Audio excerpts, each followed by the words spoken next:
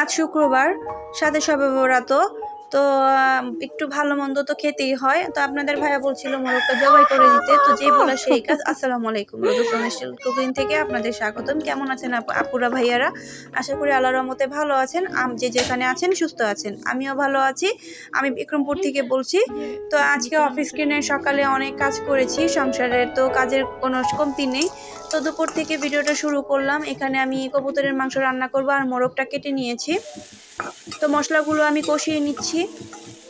যেহেতু আমি একাই খাবো, এই জন্য অল্প পেঁয়াজ দিয়ে কবুতরের মাংসগুলো রান্না করে নিব।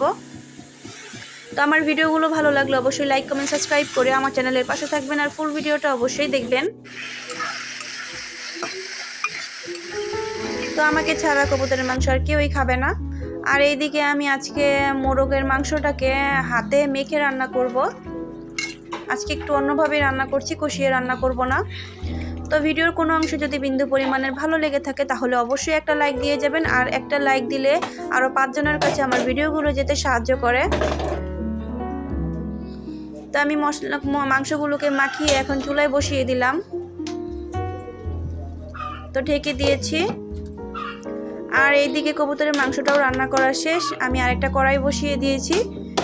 এখানে মাছ ভেজে নিব। আজকে দুপুরে শুধু মাছ ভাজা, গতকালের ডাল আর কবুতরের মাংস। আর রাতের জন্য মুরগিগুলোকে আমি রান্না করে নিচ্ছি, যাতে রাতে রান্না করতে না আসতে হয়।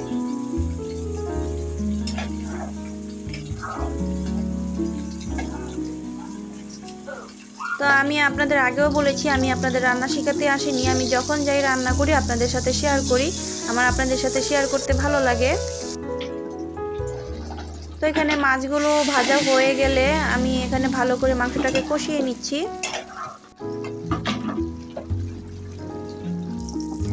তো মাছগুলো ভাজা শেষ, অনেক কড়া করে ভেজেছি। তো এখানে আমার মাংসগুলো কষানো হয়ে গেছে, আলু দিয়ে দিচ্ছি। আলু ছাড়া তো আমাদের মুরগির মাংস মানে চিন্তাই করা যায় না। তো আজকে যেহেতু শুক্রবার, সাথে শবে বরাত, একটু ভালো মন্দ তো খাওয়া চলেই। তো যেহেতু বলেছিলাম সংসারের অনেক কাজ করেছি, এখানে শুকনো মরিচ রোদে দিয়েছিলাম, এগুলো বয়ামে ঢুকিয়ে নিচ্ছি। আর এদিকে আমার মাংসের ভিতরে আমি পানি দিয়ে দিয়েছি পরিমাণ মতো।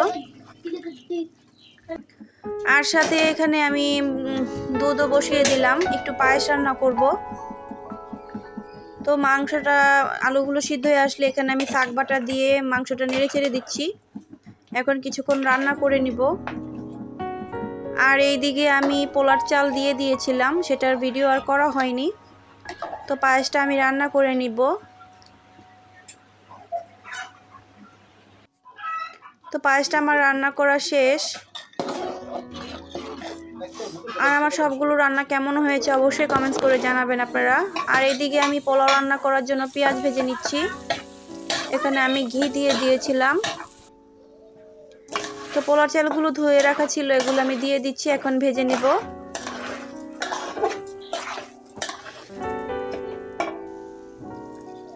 তারপরে এখানে আমি পরিমাণ মতো পানি দিয়ে দিচ্ছি। আমি যখন যেভাবে রান্না করি আপনাদের সাথে শেয়ার করি, আমার আপনাদের সাথে শেয়ার করতে ভালো লাগে। তারপরে এখানে আমি কিছু পরিমাণে দুধ দিয়ে দিয়েছিলাম, সেটার ক্লিপ আর নেওয়া হয়নি। এই যে আমার পায়েসটা আমি অন্য একটা পাত্রে নিয়ে নিয়েছিলাম, তো সেটাও আপনাদের সাথে শেয়ার করলাম। তো পোলাওটার পানিটা শুকিয়ে গিয়েছে, এখন আমি দমে দিয়ে দিব। তো পোলাওটা রান্না করা হয়ে গিয়েছে। তো কিছু পেঁয়াজ বেরেস্তা করে রেখেছিলাম, এখানে দিয়ে দিয়েছি।